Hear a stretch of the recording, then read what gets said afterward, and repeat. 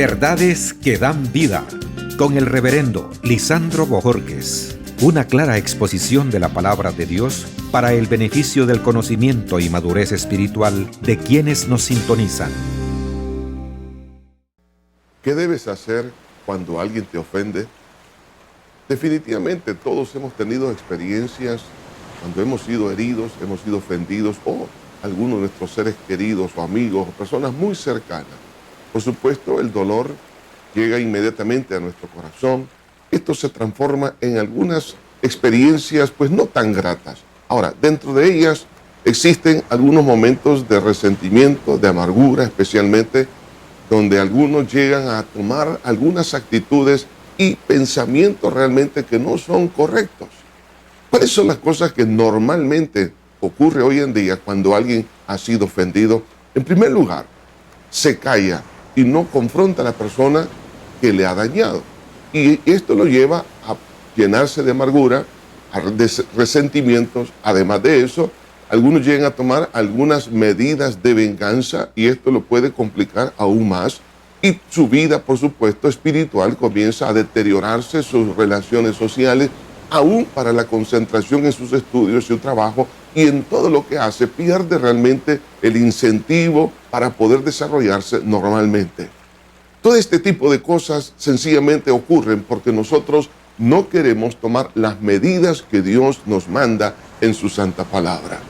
De hecho, quiero que en este momento te hagas una pregunta. ¿Cuáles han sido los pensamientos, las emociones y las actitudes y decisiones que has tomado en tu corazón para poder supuestamente aliviar el dolor que esa persona te ha causado? Y esto sucede porque no sabemos cómo hacer las cosas conforme a la palabra del Señor. El Señor Jesucristo en Mateo capítulo 18, en el versículo 15, aquí nos habla qué debemos de hacer en estos casos. Por tanto, si tu hermano peca contra ti, ve y repréndele estando tú y él solo. Si te oyere, has ganado a tu hermano. Mas si no te oyere, toma aún contigo a uno o dos, para que en boca de 2 o 3 testigos conste toda palabra. Si no los oyere a ellos, dilo a la iglesia. Y si no oyere a la iglesia, tenle por gentil y publicano. Qué importante es aprender a confrontar. Y eso es lo que menos hacemos, por algunas razones, por temor a que las cosas se vayan a desbordar, o sencillamente porque no queremos que la otra persona conozca los sentimientos y los pensamientos que hay en nuestro corazón. Pero eso es algo importante que Dios nos manda, de poder confrontar cara a cara, por supuesto, con mucha sabiduría, con mucha prudencia.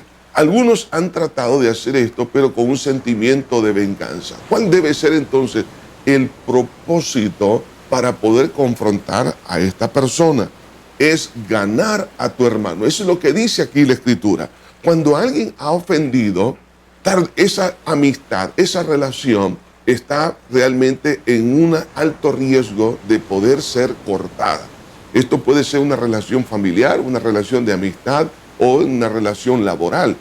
Pero lo importante es no perder a esa persona.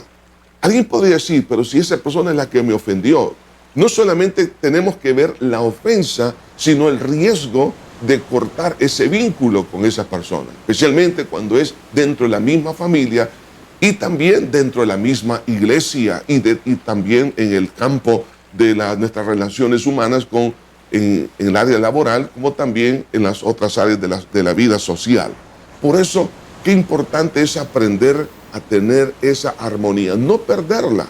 ¿Por qué? Porque la Biblia dice en el Salmo 133, mirad cuán bueno y cuán delicioso es habitar los hermanos juntos en armonía. En el último versículo de ese Salmo dice, porque allí envía Jehová bendición y vida eterna.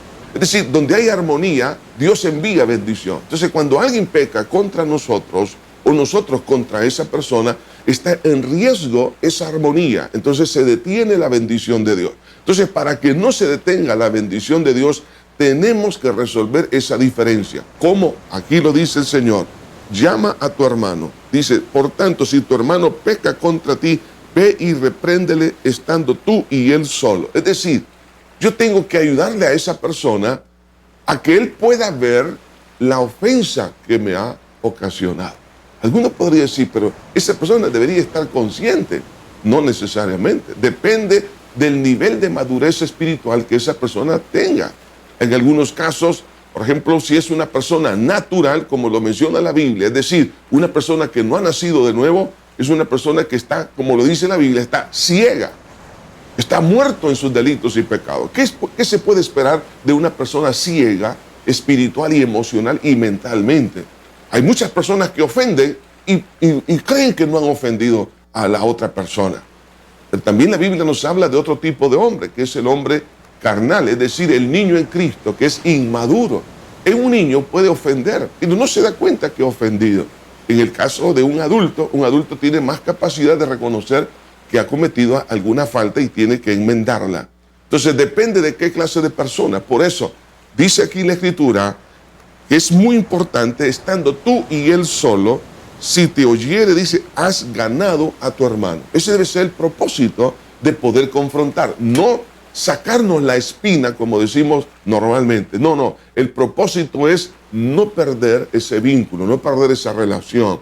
Entonces tengo que hablarle personalmente, tratar de redarguirle y que esa persona reaccione y pueda pedir perdón por la ofensa que ha cometido. En algunos casos, esta medida no funciona. Entonces, vemos una segunda instancia que Jesús recomienda y dice, mas si no te oyere, en otras palabras, si esa persona no reacciona como tú le esperas, que reconozca su error y pida perdón, entonces dice, toma aún contigo a uno o dos para que en boca de 2 o 3 testigos conste toda palabra. Hay momentos en que se requiere de un árbitro, es decir, de un consejero, de 2 o 3 personas que nos ayuden a abordar el tema. Porque la Biblia dice que en la multitud de consejeros hay sabiduría. Y esto nos lleva a que la persona pueda ver otros ángulos de su ofensa para que pueda tomar alguna medida de poder rectificar su ofensa. En algunos casos es tan crítico que aún con otros consejeros no admite su culpabilidad. Entonces, ¿qué hacer en un caso así? Es aquí donde tenemos entonces ya dejar esta situación en manos del Señor a través del cuerpo de Cristo, que es la iglesia. Por eso dice, y si no los oyere a ellos, es decir, si no oyere a los consejeros, dilo a la iglesia, y si no oyere a la iglesia, tenle por gentil y publicano. En otras palabras, es ahí donde ya tenemos que dejar este caso en las manos de Dios. 3 instancias importantes. Si tú has tomado estas medidas, esto te va a evitar que te llenes de amargura, que te llenes de aborrecimiento hacia la persona que te ha ofendido. ¿Qué hacer entonces con esa persona? En ese momento, como dice aquí el Señor, tenle por gentil o publicano, es decir, deja esto en las manos de Dios, que Dios se encargue de poder hacer en su tiempo lo que tú y yo no podemos hacer. Pero no te llenes de amargura. Dios nos ha dado esta instancia, por lo tanto dice la Biblia, en cuanto dependa de ti, estad en paz con todos.